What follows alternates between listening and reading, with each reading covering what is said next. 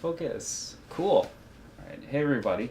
I got back from the gym not too long ago. That's why I'm wearing this kind of ridiculous shirt, or what is left of a shirt. This is actually our.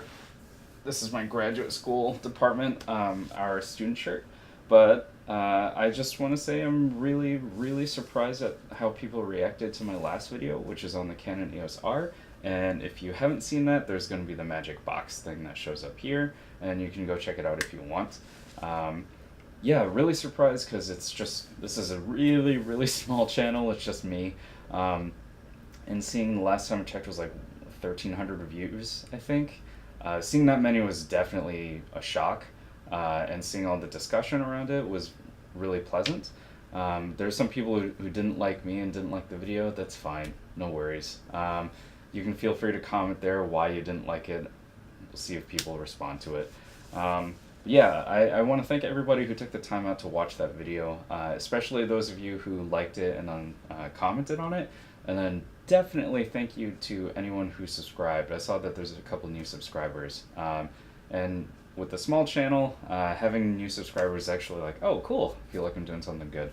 But yeah, so this video, however, is going to be a lot more like my normal kind of video that I did before. Less ranty, less focused on equipment, and more like a vlog. So before you go, because I know a lot of people do vlogs, this is a travel one, and it's set in Bryce Canyon National Park for my visit back in 2017. I was going to say last year, but no. I just want to say, like, Bryce was actually probably my least favorite park so far. And I will explain why and how I got to that conclusion after the vlog. So I highly recommend, if you don't really care about the vlog, you can stay to the end or skip forward, and you'll see a breakdown of some tips I learned as to how to get the most out of a visit to Bryce Canyon. They definitely would have helped me on my visit, and I just want to share that information with you if you want to hear it. So yeah, okay. To the vlog, and then I will hopefully see a lot of you back in this room fairly soon. Alright? Talk to you later. Bye. I drove to a place called Far View Point. I was like, why is it called Far View Point? As you can see for far. I'm an idiot. It's real obvious.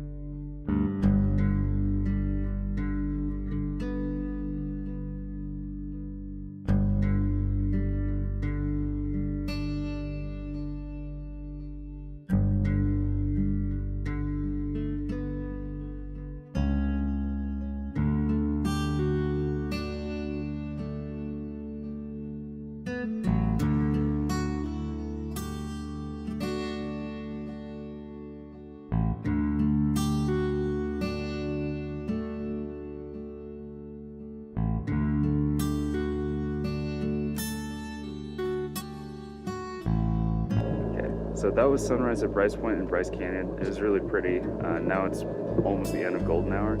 Sun rose at about 6:40 this morning, and it's like 7:30 right now. But you can see that, you know, it's nice. There were quite a few people here. There was a tour bus. They left. There were about 5 people at the spot before I got there. They're all photographers. It was pretty cool. I would have gotten here earlier, except I had to break camp and get ready to go to Zion, which is the next place. So one thing that surprised me was that it had been warm, even in Bryce, this entire time, until yesterday when it was really overcast. And then I think yesterday the high was like 70. In the sun it probably felt like 80. But last night the projected temperature was 40 Fahrenheit. So this kind of explains why I'm wearing, you know, sweatpants, the shell, the hoodie, and under the hoodie I actually have two other layers. And last night I slept with my hoodie as my pillow, sweatpants on and the two layers, and it was warm, but when I woke up I was just like, wow, I am out of my sleeping bag and it is cold. So yeah, it's very surprising to essentially almost need winter clothing in mid-August. So yeah, okay, time to have some breakfast and then go to Zion. So yeah, today will be fun. All right, hey everybody, welcome back to the room.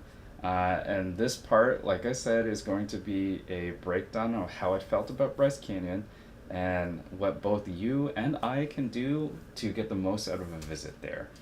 So, like I said in the lead-up intro, Bryce Canyon was actually not one of my favorite parks. Bryce was several months into my cross-country trip from Massachusetts to California. And to be honest, I had like quite a few existential crises on the drive over. I was really questioning things like if my photos are any good, and how I was doing with my life, what I could do to improve it, if I was doing really anything right with my life, to be honest with you, just because months alone. And finishing up like a not particularly great time in graduate school, it will do that to you. So with all that stuff going through my head, you can kind of figure out why I wasn't in the highest of spirits when I hit Bryce, because I'd been doing this trip for a while at that point. And also Bryce Canyon really didn't help with that situation. So I visited during the summer, and during that time the park it actually can fall to sudden and dangerous thunderstorms.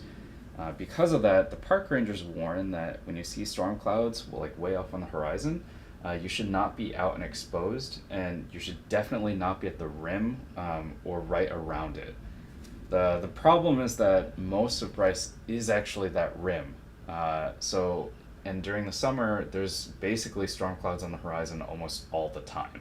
So I was pretty much on the edge the entire duration of my visit and didn't want to plan too many adventures outside. So for the first tip I have for you and me next time, study the historical weather patterns and always be aware of the weather forecast. So for example, if you can help it, don't go in the summer. Just don't. Not only are there tons of crowds and it just takes a long time to kind of get around the park, but the thunderstorms are a real danger, and also because the temperature fluctuates a lot during the summer.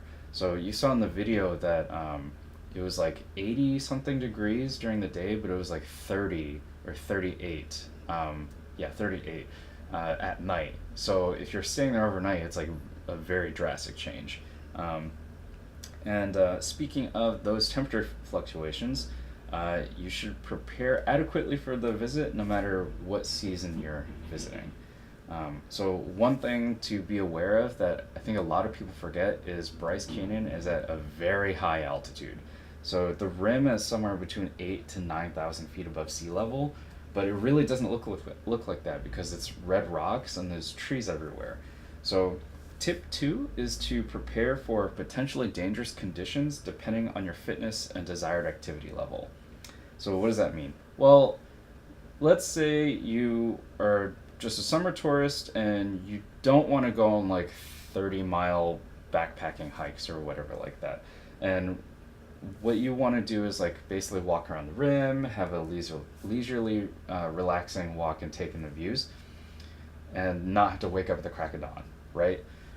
Even then, you should still be aware of the conditions. Because of the high altitude and the summer temperatures, even that walk, since it is pretty exposed, you should be carrying like a lot of water, wear sunscreen, and know where your safe areas are in case of thunderstorms. If you're camping, even in the summer, you'll have to bring a ton of layers to stay warm during the overnight cold. And if you're doing astrophotography, you want to remember to bring those warm clothes too, and also ways to keep your batteries alive during the chill. So that was tip two. Tip three is an actual photography tip, and that's if you want good pictures, you have to go outside of the typical viewing points, and also be prepared to face less than comfortable weather conditions. That's a pretty, to be honest, these three tips have been pretty generic, but in Bryce, where that particularly stands out, I have a few photos that I really like, and I had to leave the viewpoints along the rim and go below into the amphitheater to go get them. And this suggestion of going below the rim, I actually got this from a book. It was called Photographing the National Parks. I really like that book. It gives you a good overview of all the big national parks. Not the newest one, which is a Gateway down in St. Louis, because it's too new for that. But it gives you like a couple pointers, and it's a good read to help you prepare. So I recommend checking out that book, and I'll put a link or some B-roll or something so you can see. Anyway, the pictures I got below the rim they should be coming up now. And I liked them. I definitely wouldn't have seen them if I stayed up on the viewpoint. And also, those clouds that happen in the summer, they can drastically affect the composition or the subject of your photograph. So this photo that I really like that I got below the rim has this you get this blue sky in the background that looks really cool, and it's nice and rich blue that after I edited it. And then the red of the rock, the red and the orange really stand out because that light hitting it helps illuminate and give some sort of edge to the picture, to the hoodoo. The problem is, 2 minutes before I took that picture, there's a cloud.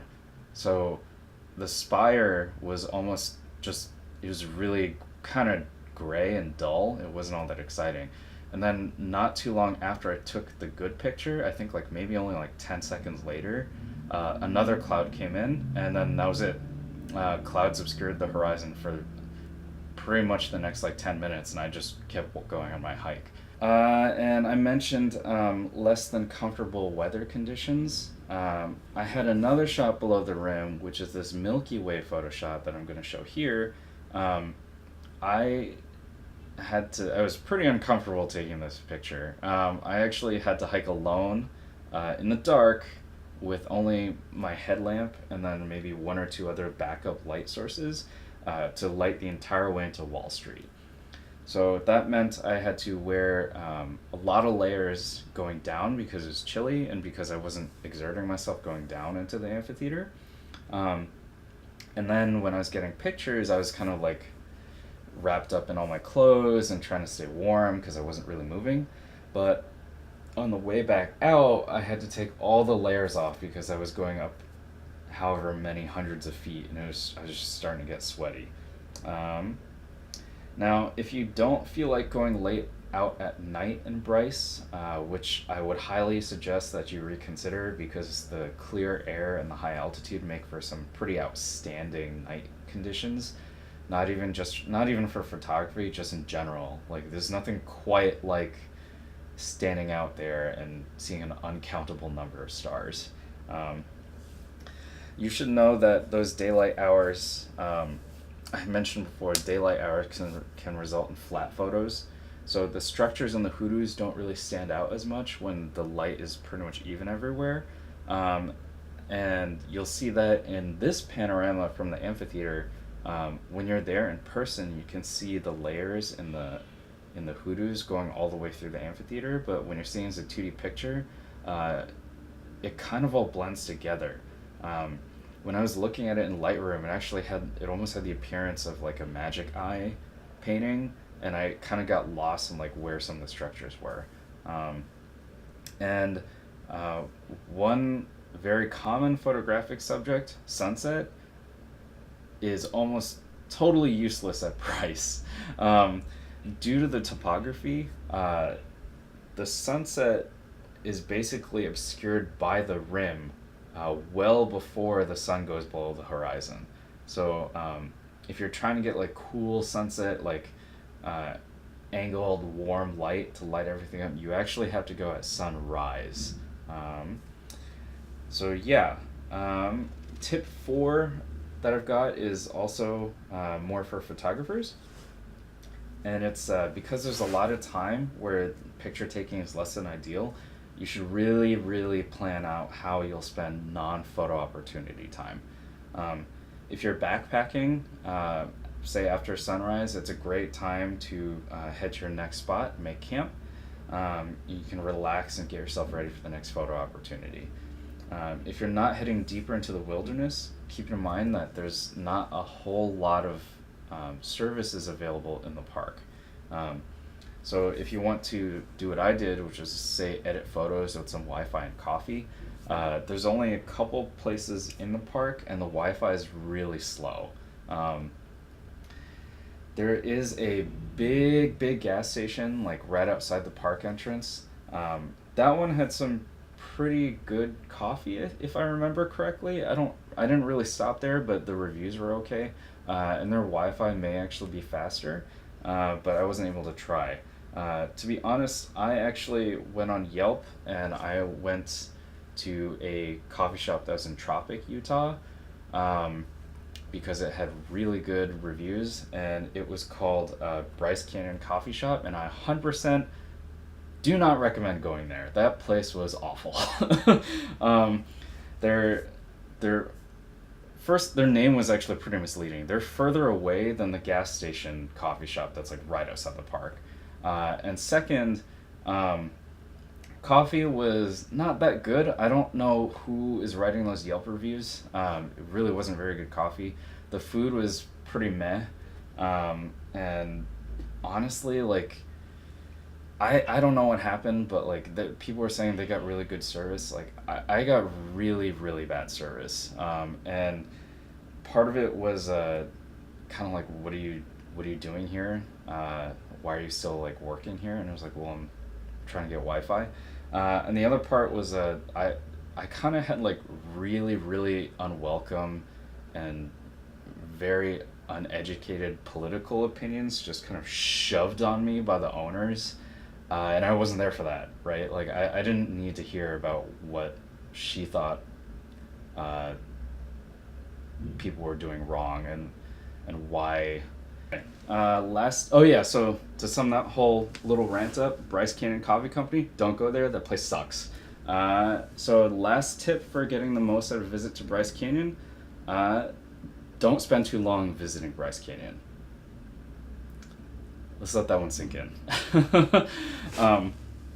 To get the most out of a trip to Bryce Canyon, you actually really should not spend a whole lot of time there. You may be wondering why and where I could have possibly gotten this idea from. Well, Bryce is actually a really small park. There's not a whole lot to actually see there. There's a lot of good hiking that goes out into the wilderness, but even those trails are fairly short. Backpacking opportunities, there are some, but there's more outside of the park. So Bryce's main things are the viewpoints, but to be honest, like you can drive along the path and see all of them and pick your favorite, maybe get a couple pictures during different time periods, but you're gonna get pretty bored, and that's actually what happens to me. So I started trying to use like hotel Wi-Fi to like work on stuff during bad weather, and I started questioning like, well, I keep ending up in the hotel instead of actually outside because of those storm clouds. And I was wondering, like, was it worth it to visit Bryce? Towards the end of my trip, I actually chatted with a volunteer ranger, and I was saying, like, the trails here aren't that hard, and there's not a whole lot of them. And I was kind of getting a bit bored with getting, like, sunrise photos over and over again. And she said, well, how long have you been here? And I said, this is my fourth day, and I've been doing this kind of stuff for 3 days. And she said, that's actually what you're doing wrong. So this volunteer ranger at Bryce Canyon told me the best way to get to enjoy your time at Bryce Canyon is to really only spend about 1 or 2 days there checking things out. So viewpoints, a couple hikes, etc., etc. And then she said, what you should do after that is spend like a week, if you can, in the Grand Staircase Escalante, which wasn't actually very far away, and I'll show that on the map. Um, and it's shrunk now, so if you're heading out to Bryce, you should definitely go check that place out because I only hear good things about Grand Staircase. And in hindsight, like I really should have done that. I was in Bryce for 4 days total. I then went to Zion, but if I were to do it again, especially with friends or family, I would do maybe like 1 or 2 days getting checklist stuff off at Bryce, and then just saying, hey, the rest of the time, let's go to Grand Staircase. I think this is gonna be a lot better. And that sums up my visit to Bryce Canyon, as well as 5 tips for getting the most out of a visit there and to that area. If you want to see a workflow for how I plan for a visit, just let me know.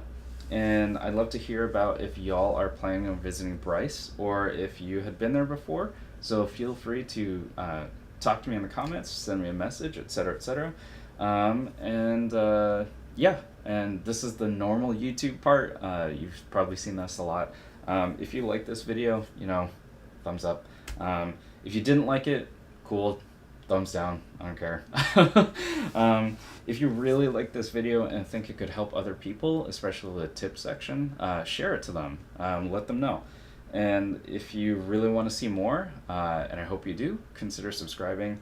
Until next time, go out, make photographs, have fun. I'll talk to you later. Bye.